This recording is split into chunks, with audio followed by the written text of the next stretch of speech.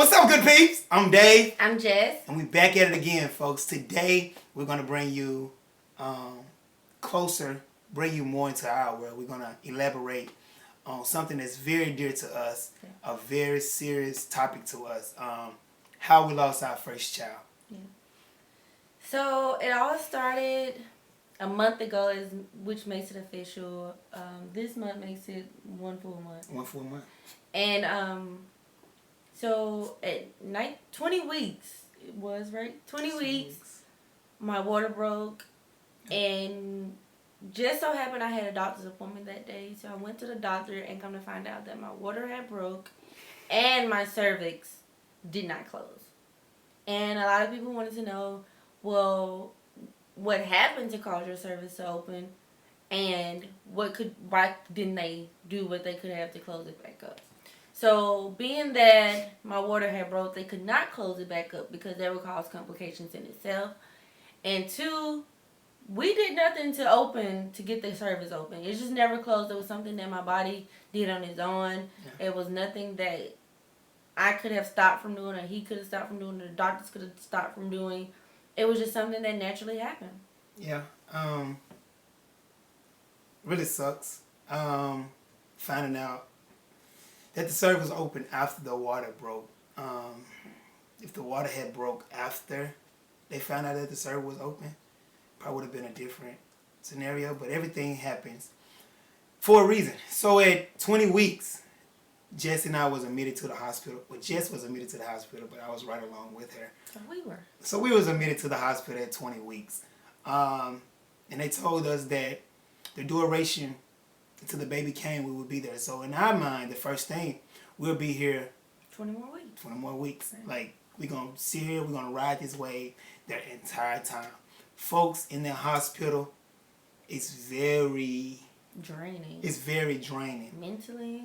Yeah, mentally and physically. The best, a lot of positivity comes in, and a lot of trust in the process. You know what you have to, the goal, and you're trying to fulfill, but it's just being in that hospital, you have so many thoughts of other situations, and you just trying to keep the faith and just push on. So, and then you really rely heavily on friends, you rely heavily on family, you rely heavily on faith. Yes. And it's just the 3 F's that get you through things: family, friends, and faith. And when everybody came together and supported me and made me feel like I wasn't alone during the process, which helped me trust the process more, I felt like I can do anything the devil didn't want us to do.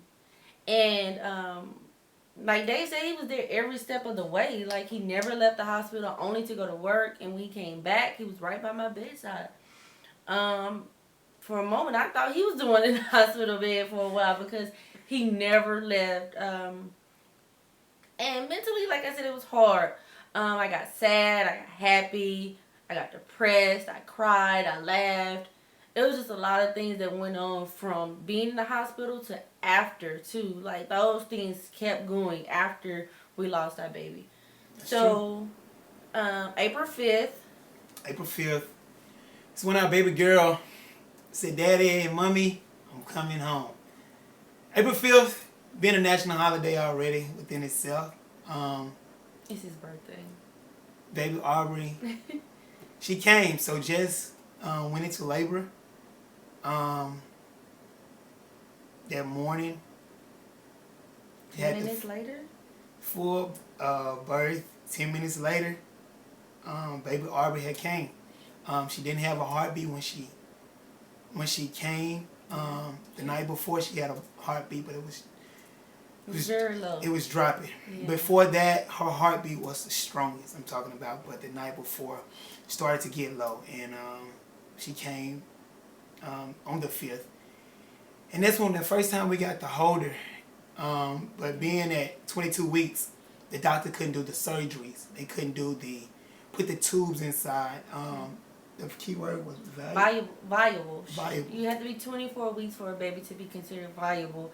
And that means that it has to be at least a pound or more to sustain the test and the tubes and everything. And she was so close. Like, she was so close. Yeah. But she just went there. And what scared us the most is that we didn't want our baby to be mentally challenged or physically undeveloped. We wanted a healthy baby. That's what we prayed for. That's true. And I think that's one of the things that God knew we wanted, and one of the things that maybe this didn't work out for us because we wanted such a healthy baby, and that's why we both fought as long as we did to get her to be a healthy baby. But like we said, this was written for us. It was something that we just had to trust that process again and know that this is what God had in our future. This was written in our books. Yep.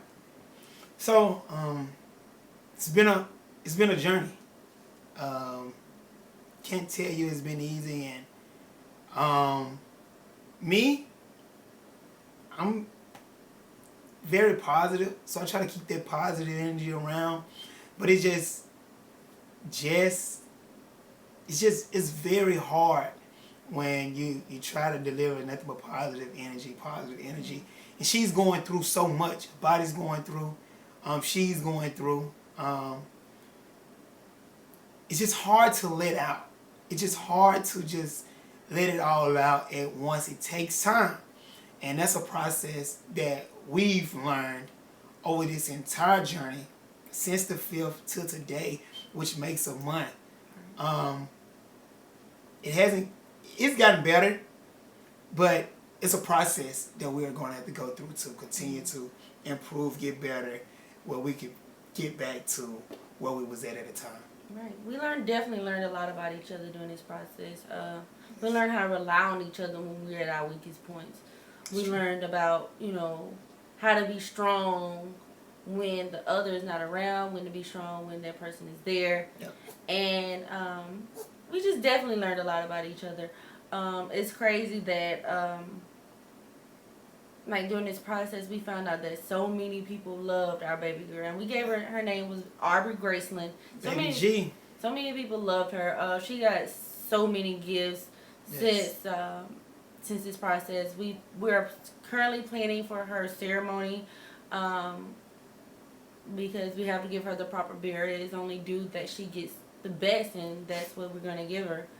That in itself has been challenging. Dave has been handling all the funeral arrangements for her because I just can't mentally get over that I am planning a funeral versus a baby shower, if that makes sense to anybody. And it's just hard, And we say hard, but hard means a lot of things right now for us. And that's true. And if we begin to explain it detail by detail, it'll be a long video.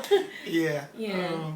So they tell them if a young lady is going through the same situation or know someone that's going through the situation, what would be a few things that you could tell them that probably could help them or better that process? Definitely to better that process. Definitely don't beat yourself up about it. It's nothing you did wrong. It's nothing. It's not your fault. You're not. You're not what you're thinking you are in your mind right now. That's just not you. God has the last say. So no matter what the doctors do, what you try to do to your body, what pills you take, God has the final say so.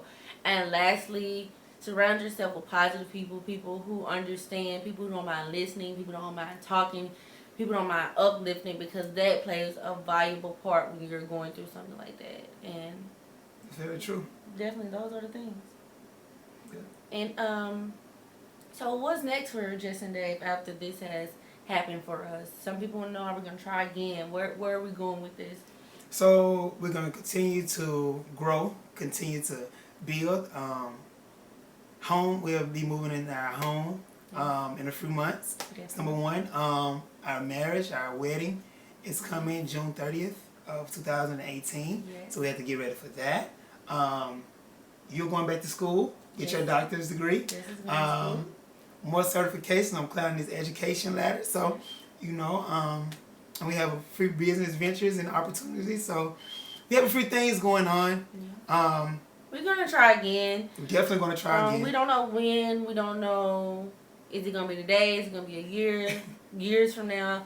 We're definitely going to try again, but we just want to make sure that my body is ready for that, mentally, physically, and that we could do that if we had to do it all over again. Yes. So with that being said, we want to thank you all for subscribing, for liking all our videos, for commenting. Now that all this sad stuff is out the way, we're ready to turn up. We got some trips planned. We're going to do some traveling. Yep. And we get to bring you along the happy side, the adventurous side of Jess and Dave. And I think y'all tired of these story tales, huh? So we're going to give y'all some fun activity for these next couple. So, good pigs, thank you for tuning in to Jess and Dave's World. Tell a friend to go like, subscribe, and share this video. Till the next time, good peeps, have a blessed one.